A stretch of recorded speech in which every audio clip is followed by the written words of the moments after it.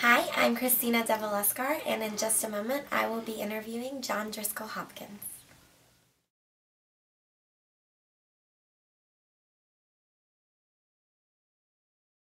Hi guys, and welcome. This is John Driskell Hopkins of the Zac Brown Band, and now of his own title too. He's doing his own thing along with being with the Zac Brown Band, and we're going to talk to him a little bit about that. So how's life? Great. How's everything? Fabulous. Yes. How does it feel to be doing your own thing along with the Zac Brown Band? I've always considered it stepping up and never stepping out. I've always been very happy and excited to be in such an amazing band that I'm in, and I feel like being able to put my songs in a new format will help us become better writers. Helps me become a better writer, and enrich the band.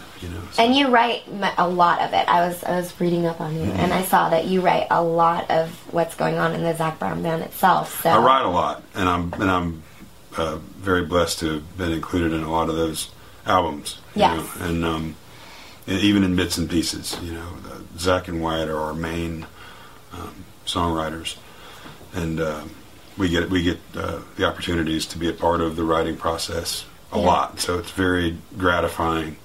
But sometimes you write more than you can use in one band, and there's an opportunity for me to put my songs out there in a different format. Yeah. So, that's awesome. You get to branch out and do your own thing. It's cool. It's encouraged. Zac's great at letting everybody do their own thing and encouraging new projects and writing and all that. Yeah. And do they go off and do their own thing sometimes too? Sure. Or yeah. Sure. Clay and Coy both have albums out.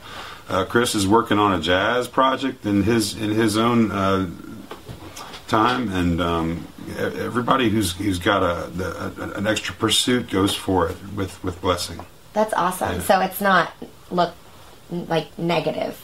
Well, no, not negative. No, but we are on call. So yes. If something happens in Zac Brown Band world, then that's first priority, and it trumps all other things. And unless you're out of the country or something crazy, I mean, you have to take it with a to be reasonable. But plans change all the time, and if we need to put something together with our band, then that happens first. And speaking of on call, I heard that you guys were approved to do the Daytona 500. Yes. Are you super pumped about that? I love the 500. I'm going to Talladega, so I know.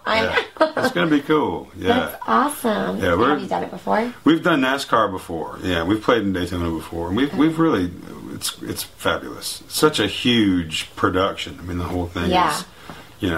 It's like being at a rock concert times a million. It's just amazing. With all kinds of people. Yeah. That's so cool. And when you guys go, do you bring family, or how does that work? We can. I'm not sure exactly how this trip's going to pan out yet, but we like to bring our family whenever we can. The 500 is a great place to do that because there's so many families that come, and Daytona's got so much cool stuff to go on for kids and things like that. But when it's reasonable and it makes sense, we'll bring our families out. Sometimes we'll get a different bus and put families on that so we have extra room, and sometimes they'll ride with us. Just however we can work it out. Yeah. And is it hard for family to deal with? I guess it's kind of like if you're in the military. I know that's weird. Well, nobody has it harder than the military. No, yeah.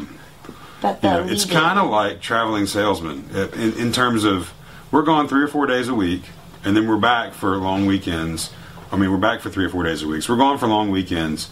And then when we get the chance to take our families with us, they come with us.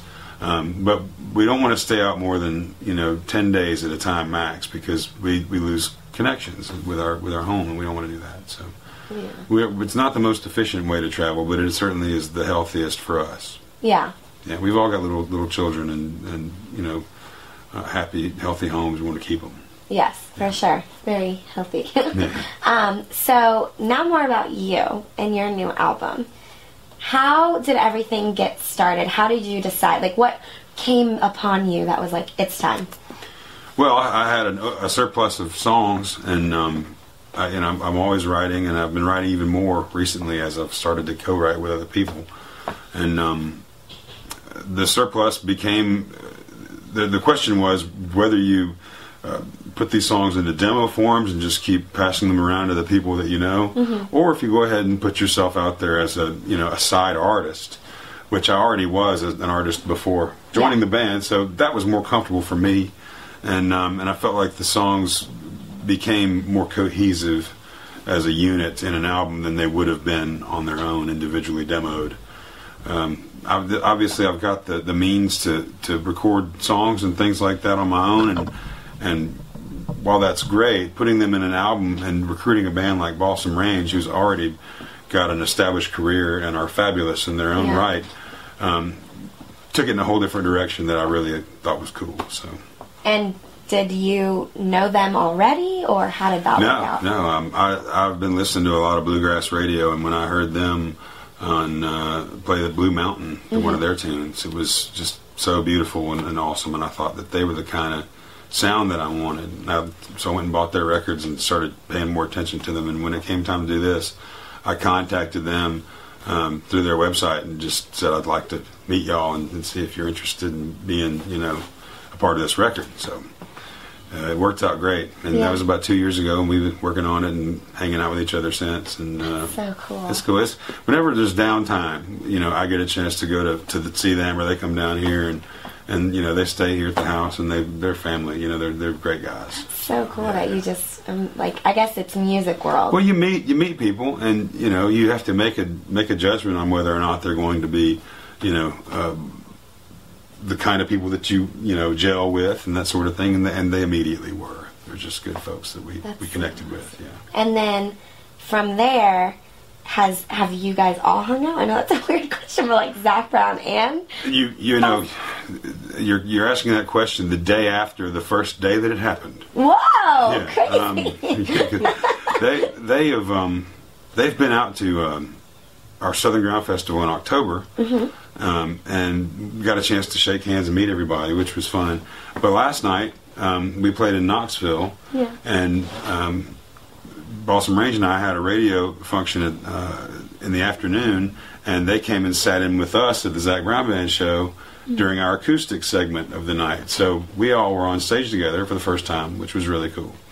And we had a little rehearsal, and we did our song that Zac sings on, I Will Lay Me Down, from my record, and it was great. The audience loved it, and there's some YouTube video floating around, and so last night we all got to hang out together and play together for the first time. Wow, so that was cool. That is so awesome. What about, I guess, I don't know how to phrase this. When you go and you're in that world, how is it different from the Zac Brown world? Do you know what I'm saying? Like your world versus Zac Brown world. Well, the bluegrass format, the way that they run their shows is different because it's interesting. We'll do a couple weeks ago I got a chance to do some shows with them the way they do their shows, and it's an hour of music and then 20 minutes of fellowship and meeting around the merchandise area and shaking hands and signing autographs. And it's another hour of music. Whereas in the rock country kind of shows, or the bigger shows, it's 2.5 hours of music with openers and whoever else, and then afterwards, if there's a signing that happens, or before there's a meet and greet or something, but there's nothing there's a break in the middle.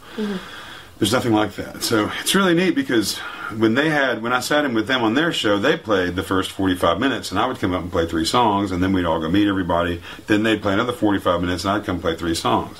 So it was kind of the fellowship was more connected on that level. Granted, our Zac Brown Band shows are big lights, big stage, big cameras. It's more flashy. Yeah. So I mean, there's a lot more that goes into it logistically. Yeah. But there's a really great thing about the way that the bluegrass community does the down home show, and everybody is very connected and personal with each other. Well, I'm gonna have to stop you for a second. Okay. We are gonna take a break, and we'll be right back. Thank you.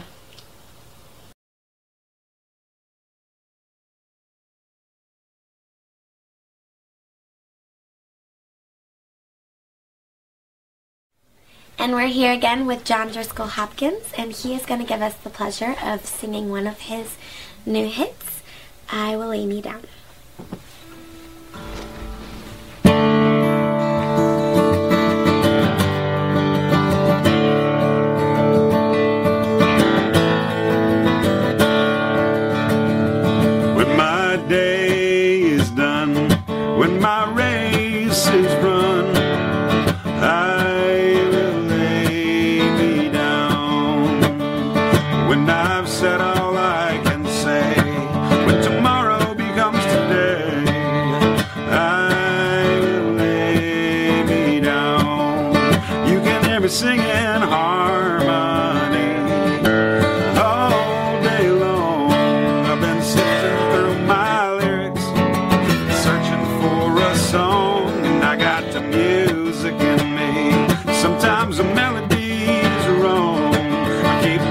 from the pen to paper until I'm gone.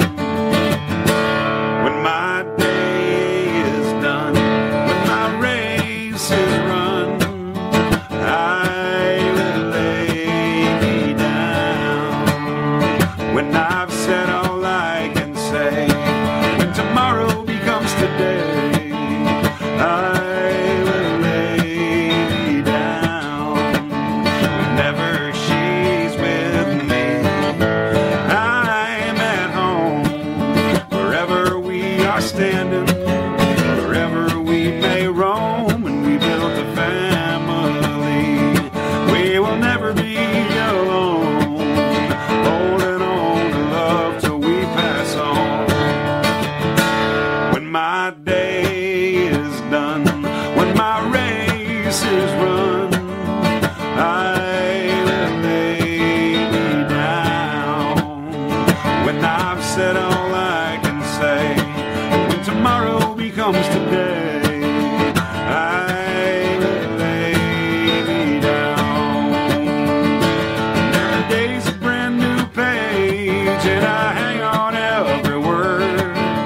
Only God knows how the story ends.